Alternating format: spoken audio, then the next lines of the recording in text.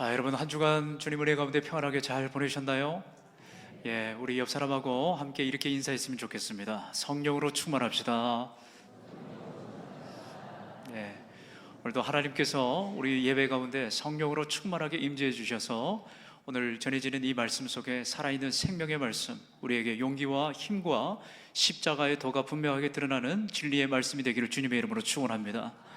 여러분, 성령이 아니면 우리가 살아갈 수가 없습니다. 기도가 아니면 우리가 살아갈 수가 없습니다.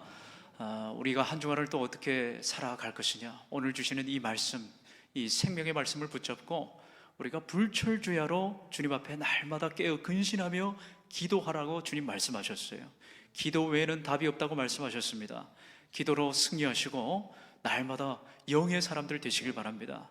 육에 속한 이 세상에서 우리가 이길 수 있는 힘과 능력은 어디에서 오느냐? 바로 우리가 성령으로 충만해지는 것밖에 없어요. 그래서 오늘도 예배 가운데 내 마음이 다른 데로 한눈을 팔지 아니하고 오직 영에 사로잡혀서 하나님의 진리의 말씀이 밝히 드러나는 은혜의 시간이 되기를 주님의 이름으로 축원합니다. 자, 오늘 예수님께서 21절의 첫 구절부터 이렇게 성경이 기록을 하고 있습니다. 이때로부터라고 이렇게 되어 있어요. 이때로부터. 그동안 예수님께서는 천국 복음을 전하고 수많은 병자들과 많은 이적들을 보여주시면서 많은 무리들이 예수님을 따라다니는 그 기적을 보여주시면서 지금 보내셨습니다. 그런데 이때로부터 마치 이제 사역의 완전한 전환점, 변곡점이 되는 그 구절의 첫 포문을 오늘 마태는 이때로부터라고 기록을 하고 있어요. 근데 그 이때로부터 이 장면이 일어난 그 배경이 어디입니까? 바로 빌립보 가이사랴라고 하는 그런 지역이었어요. 자, 이 빌립보 가이사랴는 황제에게 바쳐진 그런 도시였습니다. 황제의 이름을 가이사, 그 이름을 딴 도시, 거대한 로마 제국의 어떻게 보면은 그 변방에 있는 도시였어요. 헤롯이 황제의 환심을 사기 위해서 이름을 따고 바쳐진 그 도시, 우상으로 가득 찬 그 도시, 화려한 도시에서 오늘 주님은 우리들에게 묻고 있어요. 너희는 나를 누구라 하느냐? 제자들에게 묻고 있어요. 너희는 지금까지 나를 왜 따라다녔니? 이렇게 고생하고 죽을 위기와 숱한 가난과 사람들의 외면과 멸시와 조롱을 받으면서 너희들은 왜 나를 따라다녔니? 기적을 보려고 따라다녔니? 뭘 위해서 너는 나를 따라다녔냐? 너희는 나를 누구라 하느냐? 질문을 그렇게 하신 거예요. 자, 그때 대답을 누가 하였습니까? 베드로가 이렇게 대답을 했어요. 주는 그리스도시요 살아계신 하나님의 아들이십니다. 할렐루야. 주님께서 그 믿음의 고백을 받아주셨어요. 바요나 시몬아, 네가 네 입으로 하는 그 고백은 네가 한 것이 아니라 네 안에서 하나님께서 말씀해 주셨기 때문에 네가 믿음의 고백을 드린 거야. 너의 그 고백 위에 네가 교회를 세우겠다 말씀하셨어요. 화려한 저 우상의 도시, 저 하나님보다 더 크게 보이는 그 엄청난 그 도시 한복판, 그 우상의 중심 가운데서 하나님의 그 생명의 말씀, 교회를 통해서 우리에게 생명을 주시겠다고 오늘 주님께서 선언을 하셨다고 하는 거예요. 그러면서 오늘 주님 이제 마태가 기록을 하고 있는 거예요. 이때로부터 그 생명의 약속, 교회가 세워지겠다고 말씀하신 그때로부터 주님 말씀하시는 거예요. 이제 내가 예루살렘으로 올라갈 것이다. 주님은 그 전에 예루살렘 계속해서 왔다 갔다 하시면서 방문하셨어요. 그러나 이제 예루살렘에 올라가시는 그 이유를 이제 말씀을 하시는 거예요. 왜 올라가시려고 합니까? 주님이 올라가시려고 하는 이유와 목적이 뭐예요? 죽임당하러 올라가신다고 이제 이야기를 하셨어요. 그때로부터, 이때로부터 비로소 이제 예수님께서 장로들과 저 대제사장들 무리들 가운데 고난을 당하고 죽임당하러 올라가실 것을 이제 비로소 말씀하셨다라고 성경은 기록을 하고 있습니다. 이때로부터예요. 제자들에게 충격이었습니다. 그들은 얼마나 많은 기적을 봤어요. 주님의 영광을 봤어요. 주님의 그 박수와 사람들이 따라다니는 엄청난 그 환호 인파 속에서 주님이 어떤 분이신지를 그들은 생생하게 목격했어요. 그런데 주님 이제 뭐라고 말씀을 하세요? 내가 죽으러 간다라고 말씀을 하시는 거예요. 여러분, 분명히 한번 보십시오. 따라다니는 무리들은 굉장히 많이 있었어요. 그런데 그 무리들은 제자가 아니었습니다. 많은 사람들이 다 무리였다고 하는 거예요. 주님을 떡 주실 왕으로, 문제를 해결해 주실 해결사로만 그렇게 주님을 여겼습니다. 신앙을 이용을 했어요. 기대만 했습니다. 그러나 예수님은 박수와 환영받으러 예루살렘에 올라간다고 말씀하지 않으시고 뭐하러 올라가신다고 말씀하셨어요? 죽으러 간다고 말씀을 하시는 거예요. 고난당하러 지금 올라가신다고 말씀을 하시는 거예요. 여러분 이것이 복음의 중심인 줄 믿으시길 바랍니다. 우리가 늘 좋은 이야기만 듣죠. 안심하라 나니 편안하라. 안심하니 나니 두려워하지 말라. 우리가 이런 말씀을 많이 들었어요. 주여 말씀으로만 하옵소서. 내 믿음대로 될지어다. 우리는 그때는 아멘을 해요. 근데 오늘 주님은 우리를 향해서 자기를 부인하라고 그러고 나를 따라오라고 그러고 이제 주님은 죽으러 가신다고 말씀하시는 거예요. 여러분 이게 복음의 진리이자 십자가의 그 복음, 우리가 믿고 있는 이 기독교 신앙의 한 복판에 위치해 있는 이 말씀이라고 할 수가 있습니다. 사랑하는 여러분 기적은 사람들의 시선을 끌지는 모르지만은 십자가는 우리에게 있는 죄를 끝내버리는 역사가 있는 줄 믿으시길 바랍니다. 치유는 우리의 육신을 고칠지는 모르지만은 십자가는 우리의 영혼을 살린다고 하는 거예요. 할렐루야. 무리는 떡을 원했어요. 그러나 예수 그리스도의 그 생명의 피는 우리에게 생명을 주시는 놀라운 능력의 말씀인 줄로 믿으시길 바랍니다. 그러므로 이때로부터라고 하는 것은 기적의 시선으로부터 우리를 저 십자가의 길로 우리를 초대하고 있다고 하는 거예요. 여러분 오늘 우리는 질문해 봐야 돼요. 여러분 무리로 오셨습니까? 아니면 제자로 여기에 예배에 드리러 오셨습니까? 구경하러 오셨어요? 아니면 정말 주님의 그 십자가 뒤를 쫓기 위해서 십자가의 도를 배우러 오신 여러분 제자들로 여기 앉아 계시는 겁니까? 사랑하는 성도 여러분, 우리는 이 십자가의 예수님을 믿어야 할 줄로 믿습니다. 십자가의 예수님이에요. 신앙은 여기서 갈리는 거예요. 내가 예수님을 좋은 분으로만 그냥 받아들이고 있는가? 아니면 나를 위해서 정말 피 흘리신 나의 구원자 그 그리스도 그분을 내가 진짜 믿고 있는가? 여기서 신앙은 판단하면 되게 되어 있어요. 십자가가 과거의 사건으로만 남아있다면 그저 형식적인 그저 예배드리는 그 습관으로만 남은 사람으로 남을 것이고, 십자가가 나를 살리는 은혜로 믿는다고 한다면 내 삶이 완전히 바뀌는 역사가 오늘 이 시간 가운데 일어날 줄로 믿습니다. 십자가는 나를 살리는 거예요. 십자가가 바로 은혜라고 하는 거죠. 십자가의 흔적이 분명한 신앙이 되기를 주님의 이름으로 축원합니다. 여러분 대강대강 하려고 하지 마세요. 신앙생활을 그저 무미건조하게 형식적으로 그저 습관이 되니까 주일날 온다, 은혜 못 받아요. 여러분 그러면 변화가 되질 않아요. 어디서 도대체 변화될 그 원동력을 어디에서 얻을 수가 있겠습니까? 사랑하는 여러분, 내가 지금 십자가 아래에서 나의 자신의 신앙의 정체성을 확인하고 어디서부터 잘못된 것인지를 짚고 넘어가는 은혜가 있기를 바랍니다. 여러분 그리고 분명히 붙으셔야 되는 거예요. 오직 보혈의 능력만이 죄에서 우리를 해방시키고 자유와 구원을 주는 유일한 길임을 믿으시길 바랍니다. 십자가밖에 없어요. 십자가 보혈의 피밖에 없어요. 구원은 내 마음이 단순하게 평안해지거나 우리에게 위로를 가져다 주는 것이 아니라 하나님과의 관계 회복을 가져다 주는 거예요. 그래서 하나님과 끊어진 관계를 회복하시기 위해서 예수님이 오셨습니다. 여러분 이거 놓치면은 이 신앙이라고 하는 거, 믿음이라고 하는 거는 내 소원 성취밖에 되지 않는다고 하는 거예요. 예배와 기도도 내 유익을 위한 수단으로 변질된다고 하는 겁니다. 우리가 왜 금요기도에 나와서 이렇게 부르짖어야 된다고 제가 강조를 하는 거죠? 신앙이 살아야 되는 거예요. 이 험악하고 어두운 영적인 그 권세로부터 우리가 이길 수 있는 유일한 방법이 뭡니까? 오직 말씀과 기도밖에 없는 줄로 믿으시길 바랍니다. 깨어 기도하라고 말씀하셨어요. 세상이 악합니다. 정말 영적으로 얼마나 우리를 올가매고 조여오는 그 어둠의 권세 이길 수 있는 비결이 무엇이 있습니까? 기도의 능력밖에 없다고 주님 말씀하셨어요. 성도 여러분, 안타까운 것은 이 사실을 모르는 분들이 너무 많이 있다고 하는 거예요. 천국은 내 힘과 의지와 공로로 갈 수가 없어요. 구원은 내가 하나님께 올라가는 길이 아니라 하나님께서 직접 독생하신 아들을 통해서 내려오신 길이 바로 구원이라고 하는 거예요. 우리는 올라갈 수 없어요. 그런데 주님이 내려오셨어요. 그래서 구원은 값없이 주시는 은혜라고 성경은 기록을 하고 있습니다.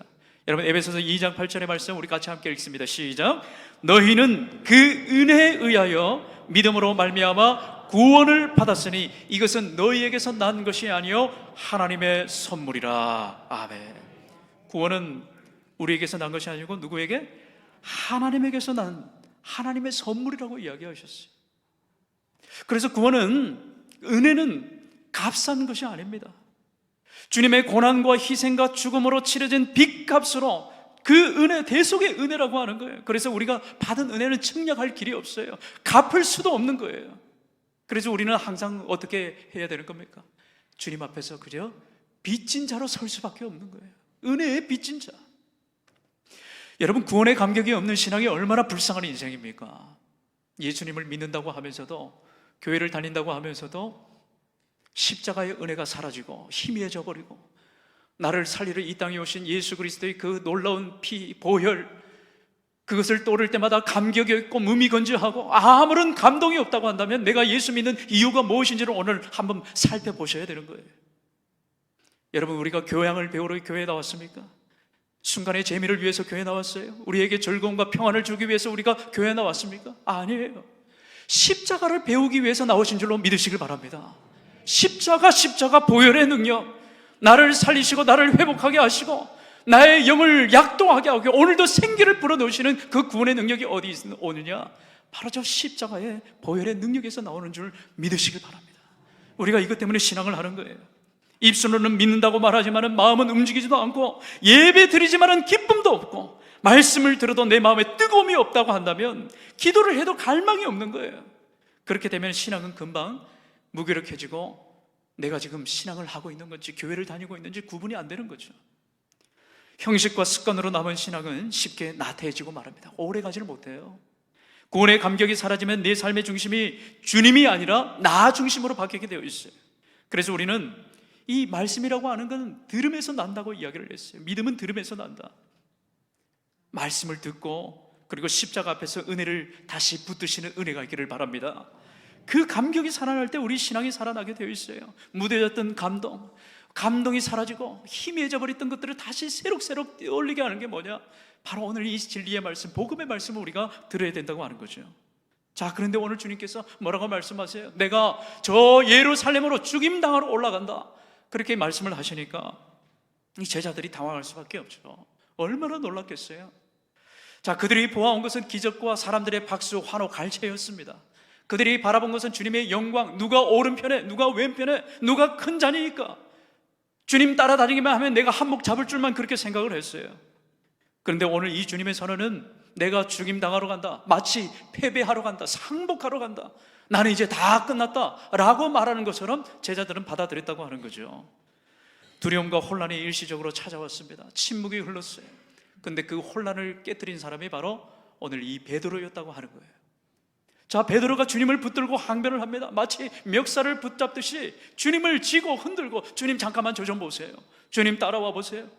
그냥 단순히 말렸다는 정도가 아니라 강하게 붙잡고 따지듯이 주님 안 됩니다, 그냥 이런 지하에 주님의 말을 자르면서 말했다고 하는 거죠. 여러분, 22절입니다. 우리 함께 읽습니다. 시작. 주여 그리 마옵소서, 이 일이 결코 주께 미치지 아니하리이다. 여기 아멘 하면 큰일 나요. 사실은 여러분, 겉으로는 주님을 아끼는 말 같아요. 주님 십자가 지시면 안 돼요, 죽임 당하면 안 돼요. 근데 십자가의 길을 사실은 막는 말이었어요. 왜 그렇습니까? 그 길은 사람이 막을 수 있는 길이 아니에요. 왜냐하면 하나님께서 이미 작정하시고 예수님을 이 땅에 그렇게 하라고 보내신 겁니다. 왜? 나를 사랑하시기 때문에.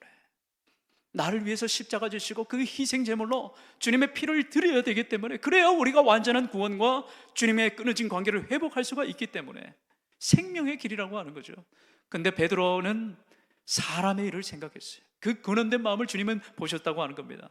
베드로의 마음 가운데 하나님의 뜻보다 사람의 뜻을 생각하는 그 마음을 우리 주님은 보셨어요. 그게 뭡니까? 바로 사탄의 생각이죠. 사탄이 그 속에 꽈리를 들고 앉아가지고 주님 십자가의 길을 방해하고 있는 것을 보게 되는 거예요. 여러분, 십자가 없는 구원이 있을 수가 있을까요? 기독교가 가장 선명하게 드러나는 그 순간이 어디입니까? 십자가의 죽음이라고 하는 거예요. 우리는 부활의 영광도 기억을 하지만은 그 부활의 영광에 가기까지가 어떤 길입니까? 고난과 죽음, 고난, 십자가, 고통의 길이에요. 고난 없이는 영광을 얻을 수가 없다고 하는 거죠. 회개 없이는 은혜를 받을 수 없는 것과 똑같습니다. 내 삶을 돌이키지 아니하고 지금 그저 하는 그대로 그냥 가고 있다면 은혜가 없어요. 하나님 앞에 정직하게 내 내면을 살펴보고 하나님 앞에 가슴을 찢고 통에 자복하면서, 여러분 그래서 계속해서 기도에 나와보셔가지고 부르짖고 기도하고 힘을 얻으셔야 되는 이유가 바로 거기에 있습니다. 십자가 없이 구원은 없고 보혈 없이 죄사함은 없는 거예요. 그러니 이 베드로의 말은 주님을 살리는 말이 아니라 생명으로 가는 길을, 그 문을 닫아버리는 말이라고 할 수가 있는 거죠. 자, 그러자 주님이 이렇게 말씀을 하세요. 여러분 23절 말씀입니다. 자, 시작. 예수께서 돌이키시며 베드로에게 이르시되 사탄아 내 뒤로 물러가라. 너는 나를 넘어지게 하는 자로다. 내가 하나님의 일을 생각하지 아니하고 도리어 사람의 일을 생각하는도다 하시고 아멘. 주님 단호하게 말씀을 하셨습니다. 엄중하게 꾸짖으시며 말씀을 하세요. 사탄아 내 뒤로 물러가라. 여러분 제자의 길은 예수님 앞에 서는 것이 아니라 예수님 뒤로 서는 거예요. 근데 이 사탄은 항상 하나님의 일, 사람이 하나님의 비전을 가지고 나아가는 그 길을 앞에서 가로막는 게 사탄의 역할이라고 하는 거예요. 사탄아 내 뒤로 물러가라. 여러분 베드로가 하나님의 일이 아니라 사람의 일을 생각했기 때문에 오늘 주님은 엄중하게 꾸짖으시는 겁니다.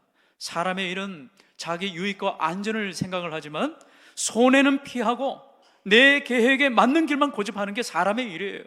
십자가가 부담이 되면 피하고 순종이 손해 같으면 계산을 하기가 쉽고 고난이 오면 물러서려고 하는 그 마음이 뭐냐면은 바로 이 사람의 일이라고 하는 거죠.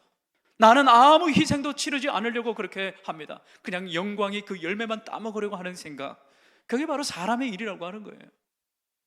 주님이 예수님을 사랑한다고 말을 하면서도 내 소원을 이루어주시면 따르고 내 필요를 채워주시면 나는 그때부터 비로소 나는 믿습니다, 그렇게 고백을 하고 내 삶을 편하게 해주면은 그때는 예배가 내게 기쁨이 되는 것 같고 그런 마음이 우리 가운데 스며들 때가 있는 거예요.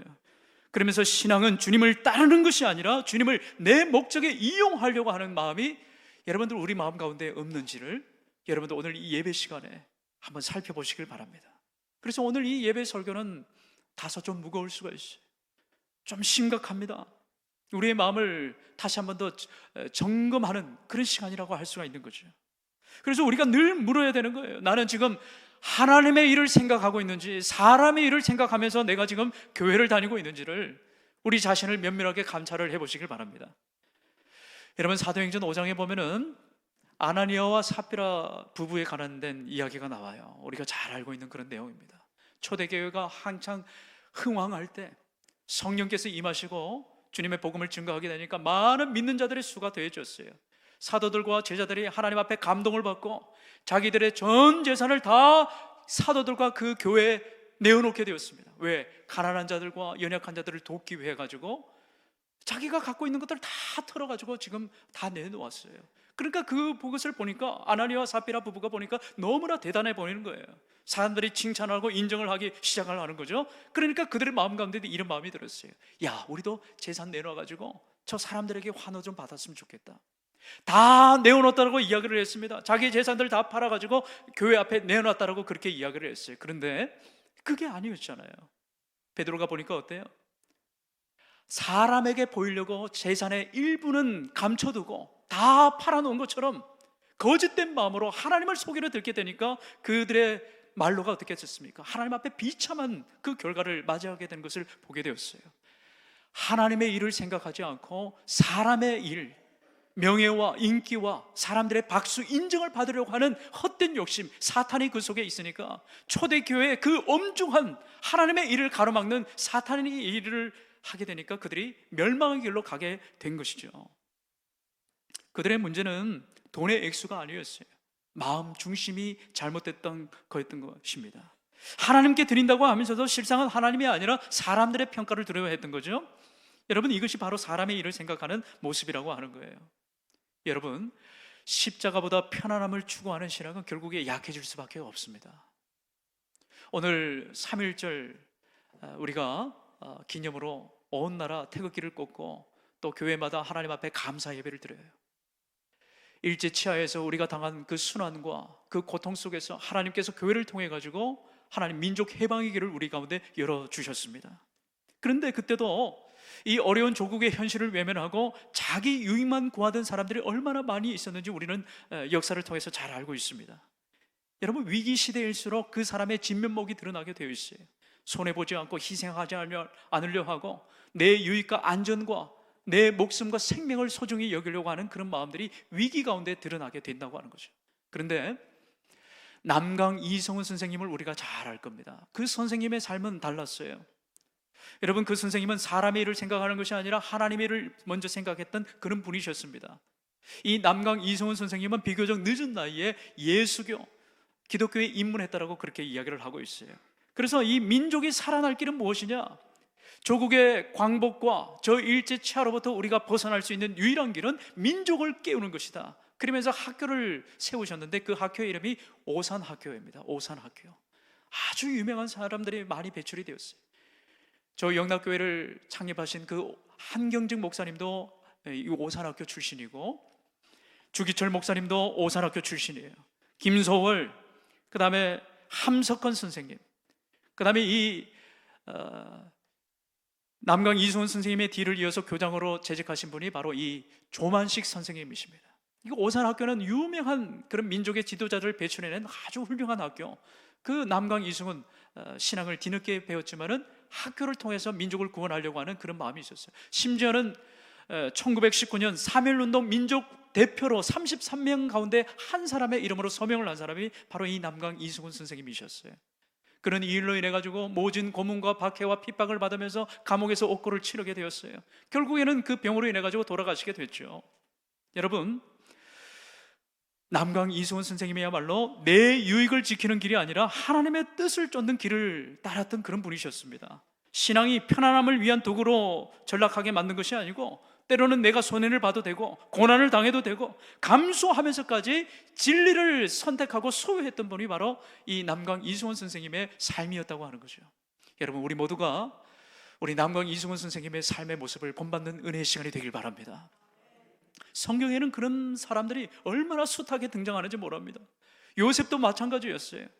요셉은 형들의 질투와 형들의 시기심을 사가지고 억울하게 애굽에게 팔려가는 그런 신세로 전락하고 말았어요. 감옥에 또 이렇게 끌려가게 되었습니다. 그런데 그는 그 상처를 그저 붙들고 사람의 일로 반응하지를 않으셨어요.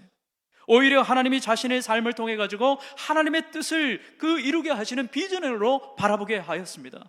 그래서 마침내 형들과 만나고 나서 그가 이렇게 고백을 하지 않았습니까? 창세기 50장 20절 우리 같이 함께 읽겠습니다. 시작. 당신들은 나를 해하려 하였으나 하나님은 그것을 선으로 바꾸사 오늘과 같이 많은 백성의 생명을 구원하게 하시려 하셨나니. 아멘. 사랑하는 성도 여러분, 요셉은 자기가 당한 그 고난을 개인의 일로 그저 치부하지 않았어요. 하나님의 뜻이 있을 거라고 그렇게 생각을 했어요. 사람의 일로 생각하지 않고 하나님의 일로 바라보고는 선명한 비전의 눈이 그 가운데 있었다고 하는 겁니다. 그래서 그는 자신의 그 가문만 살린 것이 아니라 그 당시에 굶주리고 험들었던 많은 사람들을 생명의 길로 인도하는 하나님의 쓰임받는 도구가 됐다고 하는 거죠. 사랑하는 여러분, 우리도 요셉처럼 사람의 일에 매이지 않고 하나님의 일을 생각하시는 여러분들 되시길 바랍니다.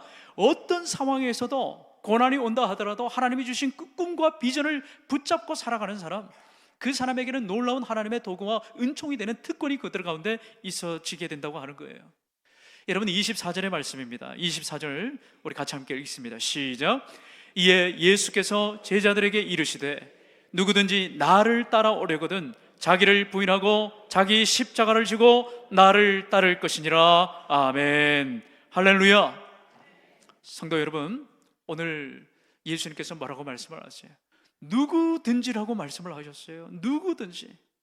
누구든지는 예외가 없는 말입니다.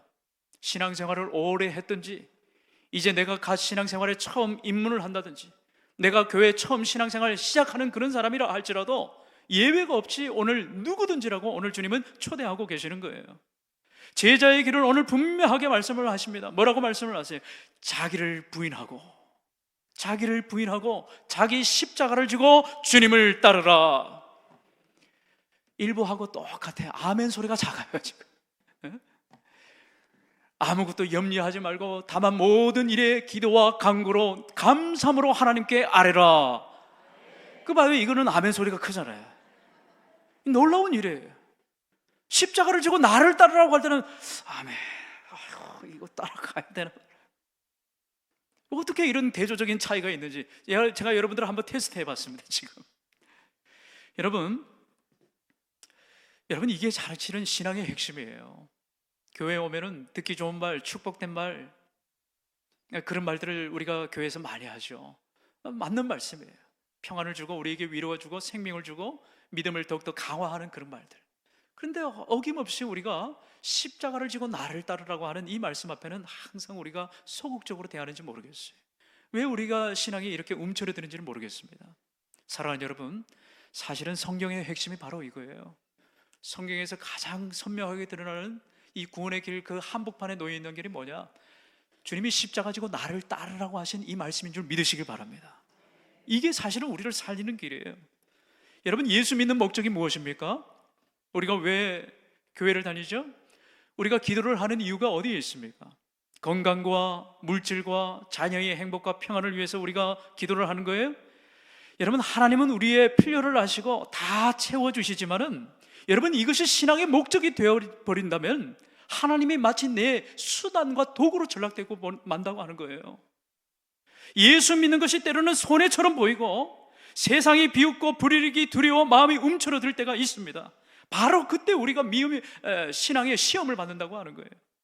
믿음이 내 유익을 위한 거래였다고 한다면 흔들릴 수밖에 없지만은 내가 고난과 그 불이익과 차별 가운데서도 그것을 감수할 수도 있다라고 하는 믿음과 확신이 들 때는 그거야말로 견고하게 십자가의 길을 따라가는 제자의 삶으로 살아간다고 하는 거죠. 오늘 주님이 분명히 말씀을 하고 있어요. 누구든지 이걸 붙들기만 하면은 우리의 인생이 달라진다고 하는 거예요. 그래서 오늘 주님이 말씀하셨어요. 여러분 24절 다시 읽도록 합니다. 시작. 누구든지 나를 따라오려거든 자기를 부인하고 자기 십자가를 지고 나를 따를 것이니라. 아멘. 할렐루야. 오늘 이 말씀을 기억하셔야 돼요. 누구든지 나를 따라오려거든 자기를 부인해라. 그리고 자기 십자가를 지고 나를 따를 것이니라. 여러분, 우리가 예수님을 믿는 이유는 결국에 하나입니다. 주님이 우리를 사랑하시고 찾아오셨기 때문에 그런 거예요. 내가 예수 믿고 싶어서 믿게 된 게 아니고 내가 모태로부터 믿게 되었든지 어릴 때부터 자연적으로 신앙을 갖게 되었든지 그거는 중요하지 않아요.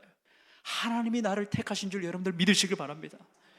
저 세상에 주님을 믿지 않는 사람들 신기하게 너무 많은 것 같잖아요. 믿어지니까 우리는 믿는 거예요. 구원은 그래서 비밀이고 하나님의 선물이라고 오늘 성경 기록하고 있는 거죠. 여러분, 이 은혜 때문에 우리가 바뀌는 거예요. 믿음은 궁극적으로 그래서 그리스도로 닮아가는 모습으로 드러나야 된다고 하는 거예요. 사도 바울이 이렇게 이야기를 했습니다. 고린도전서 11장 1절에 보니까 내가 그리스도를 본받은 것과 같이 너희는 나를 본받는 자가 되라. 그리고 오늘 이 에베소서의 말씀 우리 같이 함께 읽습니다. 시작. 우리가 다 하나님의 아들을 믿는 것과 아는 일에 하나가 되어 온전한 사람을 이루어 그리스도의 장성한 분량이 충만한 데까지 이르리니. 아멘. 여러분, 주님은 겸손과 희생과 고난의 길로 그리고 예루살렘으로 그 십자가를 지러 오늘 가신다고 말씀을 하고 계세요. 죽으러 가신다고 지금 말씀을 하고 계십니다. 왜? 우리를 사랑하시기 때문에 그렇다고 하시는 거예요. 그러므로 믿음은 나의 뜻이 아니라 하나님의 뜻을 이루어가는 것이야말로 우리 신앙의 표대가 되어야 될 줄로 믿습니다. 그리고 이 길의 핵심은 바로 뭐라고 나와 있어요? 자기 부인이라고 이야기를 하고 있는 거예요. 자기 부인. 내 생각과 내 고집과 내 만족과 내 유익을 내려놓는 것을 이야기하는 거예요. 다 포기하는 것을 의미하는 겁니다. 그전에 내 인생의 행복이, 내 인생의 목적이 나의 안전과 내 행복을 위한 것이라고 한다면, 이제 주님을 따르는 인생으로 거듭났다고 한다면, 그렇게 살기로 결단한다면 이제 자기 부인이 일어나야 되는 거예요. 그래야 신앙의 성장이 일어나게 되는 겁니다. 사도 바울이 이렇게 고백을 하죠. 갈라디아서 2장 20절 함께 읽습니다. 시작. 이제는 내가 사는 것이 아니요 오직 내 안에 그리스도께서 사시는 것이라. 아멘. 자기 부인이 일어날 때 내가 드러나지 않고 나는 닮아 없어질지언정, 나는 세상에서 그저 희미한 존재로 살아갈지 모르지만 내 안에서 분명하게 더 선명하게 드러나는 것은 뭡니까? 바로 십자가의 길, 나는 죽고 예수로 사는 인생이 되어야 될 줄로 믿습니다. 이번 한 주를 어떻게 살아가시겠어요? 이번 한 주를 우리가 어떻게 승리할 수가 있습니까? 바로 십자가를 붙잡을 때 승리할 줄로 믿습니다. 내 힘으로 살아가면 나는 백전백패예요. 그런데 예수 그리스도의 십자가를 붙잡고 날마다 기도하면서 말씀 붙잡고 살아갈 때 우리는 백전백승의 놀라운 은혜가 있을 줄로 믿습니다. 십자가의 능력이 있기 때문에 그런 거예요. 나는 부인하고 나는 달아 없어지고 나는 희미해지고 나는 점점 없어질지언정 모른정, 그때 비로소 주님이 살아나고 나를 이끌어 가시고 역정케 하시고 반정케 하시는 주님의 그 승리가 우리 인생 가운데 놓여지게 된다고 하는 거죠. 여러분, 왜 우리의 삶에 생명의 역사가 일어나지 않는 겁니까? 왜 우리의 주변에 예수 믿는 증표가 나타나지 않는 거예요? 자기 부인이 없기 때문에 그런 거예요. 여전히 인정받으려 하고, 여전히 내가 수고한 대가 누리려고 하고, 내가 예수 믿지만은 내가 이것 때문에 주님 따릅니다, 유익을 구하려 하고, 다른 사람들에게 하나님 칭찬을 구하기를 원하는 우리 마음 가운데 그런 마음이 있기 때문에 생명을 살리는 역사가 우리 가운데 일어나지 않는다고 하는 거예요. 사랑하는 여러분, 다음 주에 다시 한번 물어볼 거예요.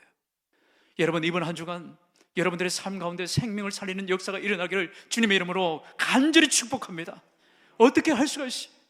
희생하고 내려놓고 고난을 감수하고 내 것을 포기하고 다른 사람을 살리기 위해서 이 땅에 나를 위해서 오신 그 주님을 조금이라도 본받으려고 하는 그 마음이 있다면 분명히 살아나는 역사와 은혜가 우리 가운데 있을 줄로 믿습니다. 내가 만나는 사람, 내 주위, 내 관계, 내 직장과 내 모든 터전 가운데 생명을 살리러 오신 그 주님의 향기가 드러나야 된다고 하는 거예요. 우리의 영광을 구하지 아니하고 사람의 일을 구하지 아니하고 누구의 일을 구하는 삶?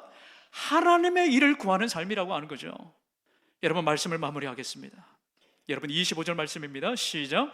누구든지 제 목숨을 구원하고자 하면 잃을 것이요 누구든지 나를 위하여 제 목숨을 잃으면 찾으리라. 아멘. 주님은 놀랍도록 역설적인 말씀을 하시는 거예요. 내가 붙잡으려고 하면 그거 붙잡지 못하고 오히려 놓치게 되는 거예요. 그러나 내가 붙잡고 있던 거 놓으면은 대신에 주님의 손이 우리를 붙잡아 주실 줄로 믿습니다. 이게 사는 길이에요. 내 것을 고집하고 내 것을 자꾸만 주장하고 내가 드러나려고 하면은 나는 죽지만은, 그러나 예수 그리스도 그 지신 십자가를 지고 내를 포기하고 주님의 그 희생의 길을 따라간다고 하면은 다 놓친 것 같고 잃어버린 것 같았지만 그때 비로소 살아나는 역사가 있다고 이야기를 하시는 거예요. 사랑하는 여러분, 오늘 결단하시길 바랍니다. 사람의 일을 붙드는 인생이 아니라 하나님을 붙드는 인생으로 변화되는 은혜가 있기를 주님의 이름으로 축원합니다. 달라져야 돼요. 변화돼야 돼요. 생동감이 있어야 돼요. 사람을 살리고 치유하는 역사가 우리 저 세상 냉혹한 시대 가운데 사람들의 불신과 교회를 향한 지탄과 세상의 소금과 빛의 역할을 감당하지 못하는 이 시대 가운데 우리에게 주신 사명이 무엇입니까? 예수 닮아가는 인생이라고 하는 거예요. 그분을 닮아갈 때 그분의 희생과 그분의 죽음과 고난을 우리가 묵상하고 그 주님을 쫓으려고 할 때 우리는 반드시 살아난 역사가 있게 될 줄로 믿습니다. 너희는 나를 본받은 자가 되라 라고 사도 바울이 이야기하셨어요. 여러분, 이번 한 주간 나는 달아 없어지고 예수 그리스도로 충만한 인생 되시길 주님의 이름으로 축원합니다.